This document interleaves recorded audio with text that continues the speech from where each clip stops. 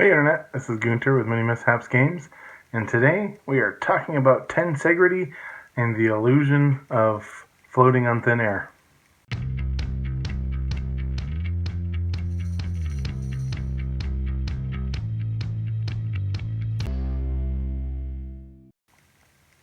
Well Internet, this is MiniMishaps, and this video probably has the most mishaps of any project that we've ever done.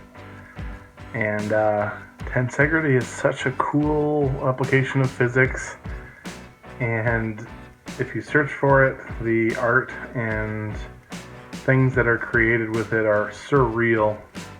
How cool they are. And so I really wanted to do this for Valentine's Day and have that you know, the two sets of tensions need each other to work and balance and some sort of relationship metaphor. But well, let me just show you what happened here. I started this project like any other project. I got out some pieces of sprues. I had an idea mapped out in my brain of how the Tensegrity pieces were going to be laid out. And I got these actually in several different options for the Tensegrity. Eventually wanting to make a whole set of flying bases attached to a center. And so I got to pouring, and I poured some liquid plastic to adhere the parts that would be standing the minis, and poured the plastic in there. Then you can see here I've got out the fishing line that I had on hand, and I'm getting all the knots tied, all the lengths measured and set, and setting them all to the right lengths. And actually I'm really proud of myself for how much I was able to do with just my hands, creating tension across 5 different connection points. So you can see here laid out the right lengths, got all of my strings in place, and I started to pull the tensions to pull the pieces into place, and they got tangled. And I, at this point, had been spending probably 2 or 3 or more hours. That's okay, never give up. This time, instead of letting them get tangled, I held them in place, held the 2 braces in place with clamps, and pulled the tension, and the tension snapped the liquid plastic. My great liquid plastic that has been with me for so many projects failed. Did not have the strength for all the tension that was needed to make Tensegrity work.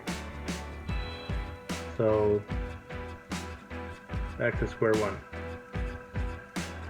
This time I got out metal hinges.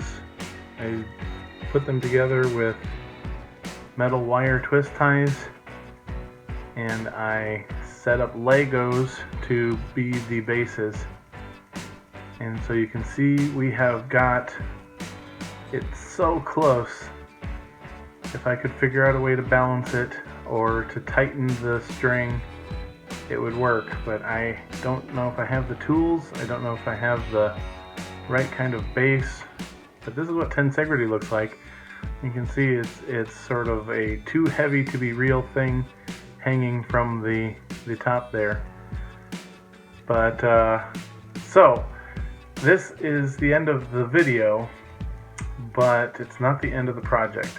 I'm gonna have to do more reading, do more research. I'm gonna have to find something to balance these tensions and ground the top 2 connection points outward so that will balance, because pulling them inward to the center doesn't allow them to balance. I thought that it would, and it doesn't. And pulling them forward to the bottom of the other half also doesn't. It just pulls the whole thing forward and backwards and undoes the tension in the middle. So if you have played around with Tensegrity, this is your opportunity to help me and help this project. I'm not giving up on it, but I am going to let it be a shelf reminder that this is MiniMishaps and we make mini mishaps, and that's okay. So, but you can see hopefully that this is a super cool physics, and if I could make this into art, you know, minis could be flying, it could be a genie coming out of a lamp, it could be an ogre that has thrown a bunch of goblins, or you know, a fireball coming out of a catapult. Anything suspended in the air could use Tensegrity like this. So I love the project and I love this science and everything of it, but I have to get more tools and more breeding in. So thank you for being with me on this part of the journey, and that's it until next time.